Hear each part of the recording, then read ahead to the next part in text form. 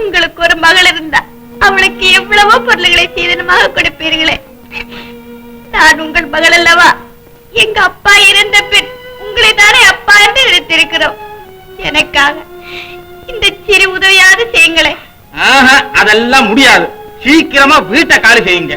எல்லாம் பணம் தம்பி, பணம். பணம்? கேவலம் பணத்திற்காக உங்கள் குணத்தையே இழந்து விட்டீர்களே சித்தப்பா. பணம் உங்கள் பாசத்தை கூட மறைத்து விட்டதே. எங்களை காப்பாற்றுகிறேன் என்று கூறி வெளிவேஷம் போட்டு ஏமாற்றி இந்த வீட்டையும் பிடுங்கிக் கொண்டு எங்கள் குடும்பத்தை மோசம் செய்து நாசமாக்கி விட்டீர்களே. மீனா, இவருடைய பணத்தின் அடிபொறுக்க முடியாமல் எத்தனை ஏழைகள் தூக்கு போட்டு தொங்கியிருக்கிறார்கள் தெரியுமா?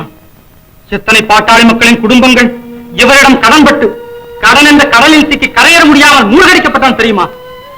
உங்கள் பண திமிரினால் தங்கள் ஆசை மனைவி சோர்வடைய, அன்பு குழந்தைகளாக ஊராரின் கேலியும் தூற்றலும் பின்தொடர எத்தனை பேர் வீட்டை விட்டு வெளியேறி இருக்கிறார்கள் தெரியுமா? அதிக வட்டி என்ற அட்டையால் உழைப்பாளிகளின் உதிரத்தை உறிஞ்சி கொழுத்திருக்கும் பணப்பே. போ, எடுத்துக்கொண்டு போ. ஆனால் ஒன்று மட்டும் ஞாபகம் இருக்கட்டும். என் போன்ற ஏழைகளின் உள்ளம் குமரி, ரத்தம் சூடேறி, நரம்புகளுடன் மோதி பீடித்து வரும் கண்ணீர் உண்மை ஒரு நாளும் மாறவிடாது. என் போன்ற ஏழைகளை கசக்கி பிழிந்து சம்பாதித்த பணத்தை நீர் ஒருவரும் அனுபவிக்க முடியாது. நீர் வாழ்நாள் முழுவதும் நிம்மதியின்றி வருந்தி வருந்தி தான் சாகப் போகிறீர். வாமா மீனா, இப்பேற்பட்ட கல்லஞ்ச கயவர்களும் வஞ்சகர்களும் வாழும் இந்த ஊழலே இருக்க வேண்டாம்.